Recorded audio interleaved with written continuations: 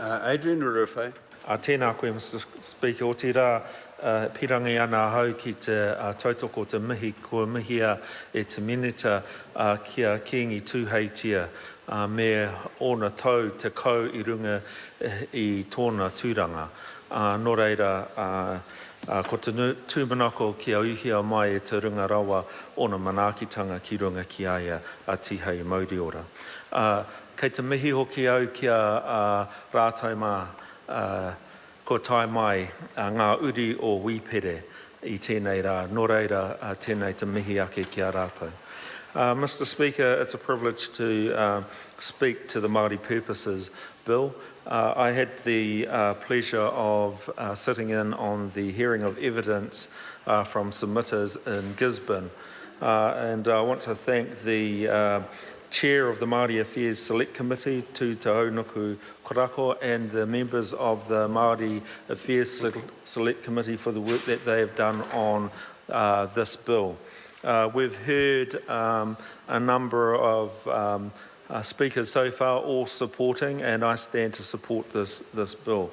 Sir, what occurred to me in listening to the submitters in Gisborne, and one in particular struck me, and she had brought to the Select Committee as part of her submission a portrait of Wīpere. And it was a very moving submission from her, and I want to acknowledge all of those who made submissions. And I think quite clearly from the report of the Māori Affairs Select Committee is that those issues were heard, and not only heard but acted upon. And we see within the this second reading of the Māori Purposes Bill, the changes that have been made to this bill. And I want to first of all look at and acknowledge the change made in Clause 12, clarifying the function of the Trust Board. And I think just adding one new clause into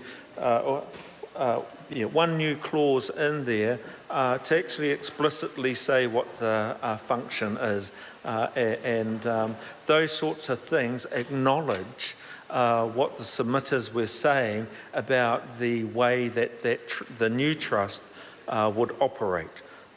Also, as other members have noted, the changes or the explicit acknowledgement of the jurisdiction of the Māori Land Court and the High Court as it refers to the new trust in this bill. And I think that the Māori Affairs Select Committee has got that absolutely right.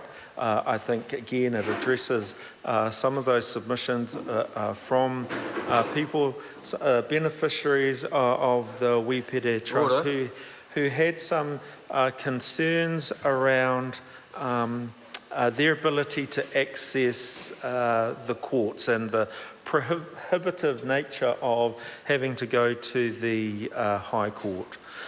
So I want to also talk about the changes to the governance. As my colleague Calvin Davis pointed out, I was one of the ones that had the opportunity to visit some of the operations of the Wīpere Trust, and it is very impressive. Not only the type of business and operations, but also the way that they have achieved to date great success in their farming operations in particular. And that's done under the current governance arrangements. I look forward to the next decades coming under a new governance arrangement, and look forward to those further successes from having a changed governance arrangement. So I would go so far as to say that the current arrangements are very paternalistic in nature, and this bill addresses that. It removes the the Crown, the government involvement in the governance arrangements. And I think that's a good thing, where after 117 years, there's no doubt that the Wīpere Trust are able to govern their operations all by themselves, and they don't need anyone's, after 117 years, they don't need any input really from the Crown. So I want to acknowledge that. I also want to acknowledge that this bill, in my opinion, enhances the rights of the beneficiaries. It gives a lot more clarity around how they are able to participate in the ongoing management and governance of this organisation. In the first reading, so I spoke about concerns perhaps around Papakainga land. They were certainly discussed at the Select Committee and from the submitters. I'm absolutely confident that concerns around the potential of having Papakainga lands within the trust sold will not happen.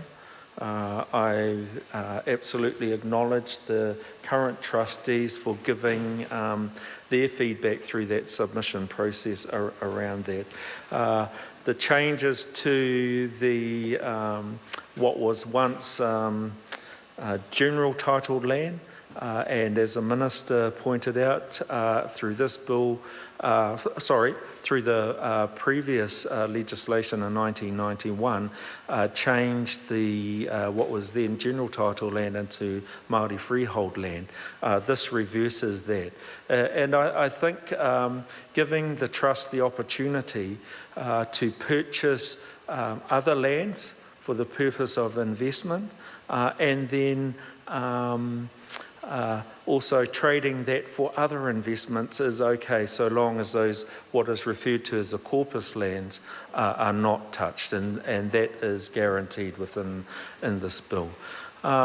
So I again acknowledge the trustees for the work that they have done. I don't want to take up any more of the House's time. I think that this is a very good bill. It sets out to do what it says it sets out to do, and I commend this bill to the House. Tēnā tātou. Joanne.